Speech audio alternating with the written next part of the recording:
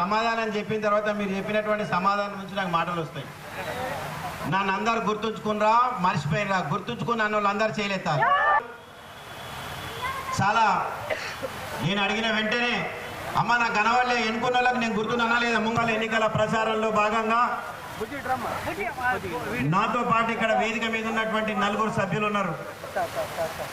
ఒకటి 24వ డివిజన్ నుంచి 24వ డివిజన్ నుంచి గుద్దేటి భవానీ, బింగి రాకేష్, 25వ డివిజన్ నుంచి మా తమ్ముడు చింతకాయల రాజు, 48వ డివిజన్ నుంచి సిరుగు సాయి చరణ్, ఆయనని డీజే సన్ని అంటేనే గుర్తుపడతారు. అదేవిధంగా 49వ డివిజన్ నుంచి జమాల్పూర్ జమన రమేష్. అయితే చాలా రమేష్కి ఫ్యాన్ ఫాలోయింగ్ ఉన్నట్టు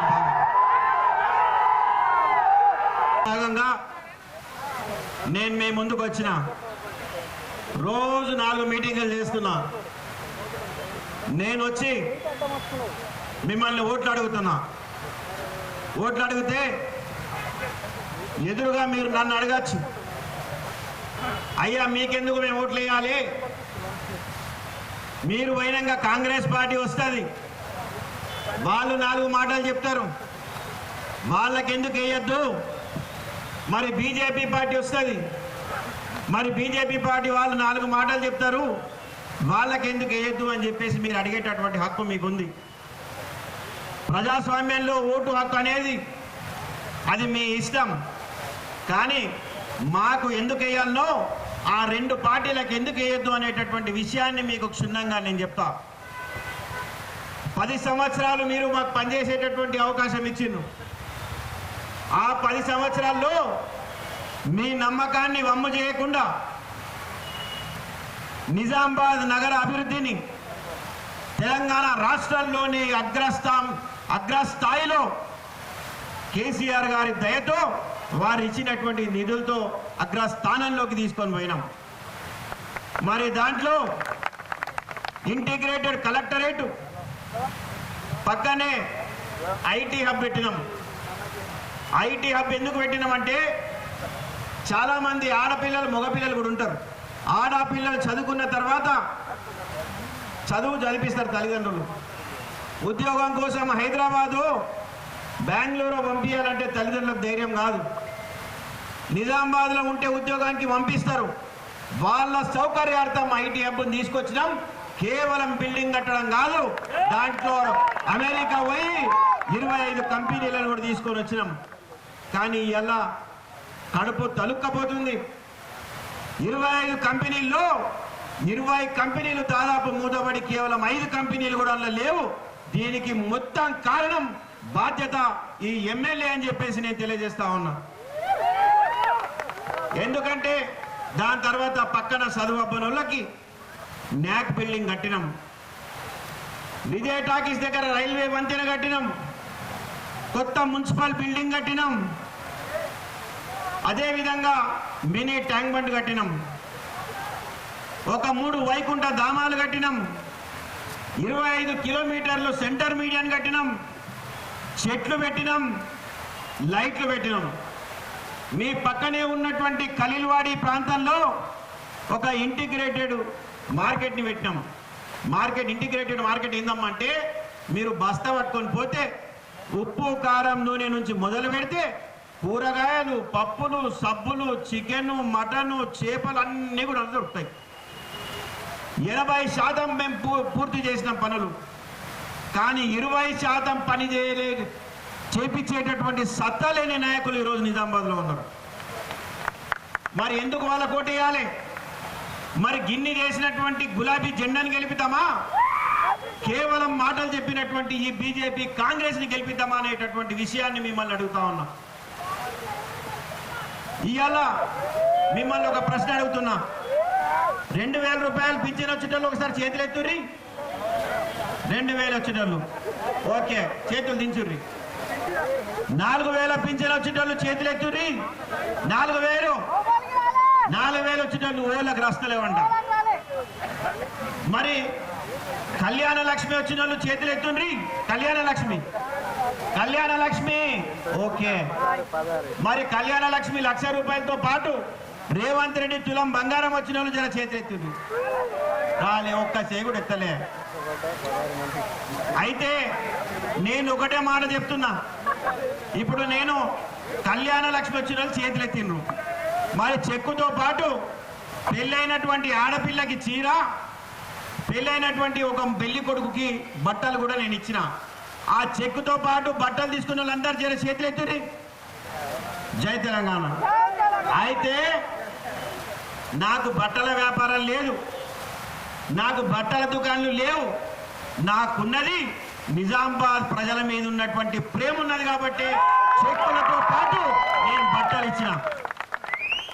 ఆనాడు నేను అధికారంలో ఉంటే ఈ ఎమ్మెల్యే గల్లీ గల్లీకి బట్టల దుకాణాలు ఉన్నటువంటి ఈ ఎమ్మెల్యే నన్ను ప్రశ్నల మీద ప్రశ్నలు సంధించిండు. మరి నాకున్న ప్రేమ మరి నీకెందుకు లేదు, నువ్వు ఇలా చెక్కులతో పాటు బట్టలు ఎందుకు ఇస్తావని నేను ప్రశ్నిస్తా ఉన్నా. మరి నిజంగా నీకు నా అక్క చెల్లెళ్ళ మీద ప్రేమ ఉంటే, నిజామాబాద్ ప్రజల మీద ప్రేమ ఉంటే నువ్వు నీ గల్లీ గల్లీలో బట్టలు ఉన్నాయి కాబట్టి నువ్వు అక్క చెల్లెళ్ళ కూడా చెక్కులతో పాటు ఇయ్యు. కాంపిటీషన్ ఎట్లుండాలంటే నేను 500 రూపాయల చీరిస్తే నువ్వు 1000 రూపాయల చీర ఇవ్వాలి, నేను 500 ప్యాంట్ షర్ట్ ఇస్తే నువ్వు 1000 రూపాయల ప్యాంట్ షర్ట్ ఇవ్వాలి. గది కాంపిటీషన్ అంటే. దాన్ని మెచ్చుకోవాలి. శాపనార్థాలు పెట్టుడు కాంపిటీషన్ కాదు, వాడు నాశనం కావాలని కోరుకునేటోడు కాంపిటీషన్ కాదు. కానీ ఈరోజు ఏం జరుగుతుంది నిజామాబాద్లో? మేం పెట్టినటువంటి లైట్లకు బుగ్గలు లేవు, మేం పెట్టినటువంటి చెట్లకు నీళ్లు పోసేటోడు లేడు, మేము ఆగిపోయినటువంటి మార్కెట్లు ఖతం చేసేటోడు లేడు. ఇవాళ మాస్టర్ ప్లాను నేను కంప్లీట్గా పూర్తి చేపించిన. మాస్టర్ ప్లాన్ పూర్తి చేపించి కేవలం ముఖ్యమంత్రి సంతకం మాత్రమే కావాలి. ఆనాడు కామారెడ్డిలో అల్లర్లు జరిగినాయని, జగిత్యాల్లో అల్లర్లు జరిగినాయని మా ముఖ్యమంత్రి గారు మనం ఎలక్షన్ల తర్వాత చేద్దాము, ప్రజల్ని ఆందోళన గురి చేయొద్దు అని చెప్పిండ్రు. మరి పూర్తయినటువంటి మాస్టర్ ప్లాన్ని ఈ ఎమ్మెల్యే ఎందుకు తీసుకురాడు అని చెప్పేసి నేను అడుగుతా ఉన్నా. మాట్లాడితే మేము అధికారంలో లేము, మాకు నిధులు రావు, కానీ మాస్టర్ ప్లాన్కి మాత్రం నిధులు అక్కర్లేదు, ఒక్క రూపాయి ఫండ్ కూడా అక్కర్లేదు, కేవలం సంతకమే కావాలి. మరి ఈరోజు ఎందుకు మాస్టర్ ప్లాన్ తేవడం లేదు అని చెప్పేసి నేను ప్రశ్నిస్తా ఉన్నా. మరి ఏ కాలనీ నుంచి మా అక్క చెల్లెళ్ళు మా అన్నదమ్ములు ఎమ్మెల్యే దగ్గర పోతే ఏం చెప్తాడంటే, ఇగో నా అధికారం లేదు, ఇగో నా దగ్గర నిధులు లేవు, మరి నేను ఏం చేయాలి అంటుండు. మరి ఎలక్షన్లో ప్రచారాలు ఏం చెప్పిండు? నేను ధన్పాల్ ట్రస్ట్ పెడతా, నా స్వంత నిధులతోనే నా ట్రస్ట్తోనే నేను నిజామాబాద్ అభివృద్ధిని చేస్తాను. నీ బట్టల దుకాణాలకు వెళ్ళి నువ్వు చీరలు ప్యాంట్లే వంచలేవైతే నువ్వేం అభివృద్ధి చేస్తావా నాయన? మరి ఇవాళ నువ్వు చెప్పిన మాటలు మా అక్క చెల్లెలు నమ్మిండ్రు, వేసిండ్రు. ఇవాళ మీరు ఏం ముఖం పెట్టుకొని మీ మేయర్ని గెలిపిమని అడుగుతున్నారు? ఒక రాష్ట్ర స్థాయి ఎమ్మెల్యేని గెలిపిస్తేనే నువ్వు నిధులు తేలేవు, నీ ప్రభుత్వం లేదంటున్నావే, మరి నీ మేయర్ని గెలిపిస్తే నువ్వు ప్రభుత్వంని మార్చి నిధులు తెస్తావా అని చెప్పేసి నేను అడుగుతా ఉన్నా. నిజంగా నీకు ధైర్యం ఉంటే, నిజంగా నిజామాబాద్ ప్రజల పట్ల నీకు ప్రేమ ఉంటే, రాష్ట్ర ప్రభుత్వం లేదు, నీ దమ్ము ధైర్యం ఉంటే నీ కేంద్ర ప్రభుత్వం ఉంది, అక్కడి నుంచి నిధులు తీసుకురా అని చెప్పేసి నేను చెప్తా ఉన్నా. కానీ రావు, మీరు తేలేరు. ఏ నియోజకవర్గానికి కూడా డైరెక్ట్గా ఫండ్ ఇచ్చేటటువంటి అధికారం కేంద్ర ప్రభుత్వానికి లేదు. మీరు మోసపోకండి వాళ్ళు చెప్పినటువంటి మాటలు. 425 కోట్ల రూపాయలు అండర్ గ్రౌండ్ డ్రైనేజ్ కోసం, మంచినీటి వసతి కోసం నేను తీసుకొస్తే షబ్బీర్ అలీ గారు ప్రెస్ మీట్ పెట్టి నేను తీసుకొచ్చినని చెప్తాడు. 100 కోట్ల రూపాయలు నిధులు నేను తీసుకొస్తే ధన్పాల్ సూర్యనా గారు ప్రెస్ మీట్ పెట్టి నేను తీసుకొచ్చిన అంటాడు. 60 కోట్ల రూపాయలు కేటీఆర్ గారి దగ్గర నుంచి నేను తీసుకొస్తే ఇదే నాయకులు, కాంగ్రెస్ బీజేపీ నాయకులు కలిపి దాని ఫౌండేషన్ వేస్తారు. ఎంత అసహ్యం అంటే, మరి నిజంగా మీకు నిజామాబాద్ ప్రజల పక్షాన ప్రేమ ఉంటే మీరు తీసుకురండి. 100 కోట్లు నేను చేస్తే మీరు 500 కోట్లు ఏంటి? అది నాయకుడి లక్ష్యం. ఇంకా మార్కెట్లో ఏం చెప్తారు? మేమే హిందువులం, దేవుళ్ళంతా మా వాళ్ళు, అమ్మ రాముడు ఎంతమంది ఉంటాడమ్మా? జెండగాలిలో ఒక రాముడు, పులాంగోలకు ఒక రాముడు, దుబ్బోలకు ఒక రాముడు ఉంటాడా? గట్ల ఉంటాడా? రాముడైనా ఒకటే మొత్తం ప్రపంచంలో, కృష్ణుడైనా ఒకటే. బీజేపీలు ఏమంటారంటే మా సొత్తు మా రాముడు అంటారు. ఎన్ని గుళ్ళు కట్టించినావు నువ్వు చెప్పు, నేను చెప్తా. మీ పక్క గల్లీలో మార్కండేయ గుడి కట్టించింది నేను, కేసీఆర్ గారి నిధులతో కట్టించింది నేను. అమర్వాడిలో సాయిబాబా గుడి 50 లక్షలతో కట్టించింది నేను, కేసీఆర్ గారు ఇచ్చినటువంటి నిధులతో. నాగారంలో 50 లక్షల రూపాయలతో పెద్దమ్మ తల్లి గుడి కట్టించింది కేసీఆర్ గారు ఇచ్చినటువంటి నిధులతో నేను. మీ బీజేపీ వాళ్ళు ఎన్ని గుడులు కట్టించారో నాకు తెలియాలి, చెప్పాలి మీరు. ఒక రాష్ట్ర స్థాయి ఎమ్మెల్యేనే గెలిపిస్తే దిక్కులేదు, ఇక మీ మేయర్ని గెలిపిస్తే మీరు ఎలగబెడతారు. అందుకే అమ్మ మీకు చెప్తున్నా, 10 సంవత్సరాల్లో మా అభివృద్ధిని చూసిరు. కేసీఆర్ గారు 200 ఇస్తాడు, 2000 ఇచ్చిండు, 200 నుంచి 2000 దాకా పింఛన్ తీసుకొని పోయిండు. కళ్యాణ్ లక్ష్మి 51,000 నుంచి 1,01,000 దాకా తీసుకొని పోయిండు. మరి ఈరోజు 24 గంటలు కరెంట్ ఇస్తున్నాడు, మంచి నీళ్ళు వస్తున్నాయి. మన దగ్గర లా అండ్ ఆర్డర్ బాగుంది, చాలా బ్రహ్మాండంగా మనం లా అండ్ ఆర్డర్ చేసినాం. కేవలం అభివృద్ధి చేసినామా? మరి నిజామాబాద్ పట్టణంలో మా 10 సంవత్సరాల కాలంలో కుల మతాలకి మన ఘర్షణలు జరిగినాయా? జరగాలి. ఎందుకు జరగాలి? పోలీసులు ఆనాడున్నారు, ఈనాడున్నారు, అధికారులు ఆనాడున్నారు, ఈనాడున్నారు. రాజకీయ వ్యవస్థ సరిగ్గా ఉంది కాబట్టి మేము చేయలే. మనుషులని మేము కలపాలనుకున్నాం, వీళ్ళు మనుషులను విడదీయాలంటున్నారు. కులాల మధ్యలో చిచ్చు, మతాల మధ్య చిచ్చు, రెచ్చగొట్టేటటువంటి ప్రసంగాలు. ఒకవేళ వినాయక చవితి వచ్చి నిమజ్జనం వస్తే ఆ నిమజ్జనం తర్వాత ఇదే గోలన్మాన్ చౌరస్తాకు మన వినాయకుళ్ళని వస్తాయి. ఇక్కడనే బ్రహ్మాండంగా మనం ఆరతలు ఇస్తాం, ఇక్కడనే మన ఎడ్లు నీళ్ళు తాగుతాయి. ఒకరోజు 2 రోజుల ముందు అన్ని మతస్థులను మేము పిలిచి హిందువులని గౌరవించాలి, ఎవరి మతం ఎవరి కులం ఉన్నా అందరూ ఒకరికొకరు గౌరవించుకొని జీవించాలని చెప్పేటటువంటి సంస్కృతి మాది. ప్రజలను రెచ్చగొట్టి కులాల మధ్యన చిచ్చు పెట్టి, మతాల మధ్యన చిచ్చు పెట్టి, గోడల మీద రాతలు రాసి దేవుళ్ళని వాడుకొని ఓట్లు దండుకోవాలనేటటువంటి సంస్కృతి వాళ్ళది. అందుకే అలాంటి వాళ్ళ ఓట్లు వేయద్దు అని చెప్పేసి నేను మీకు తెలియజేస్తా ఉన్నా. దయచేసి మీరు ఆలోచించండి.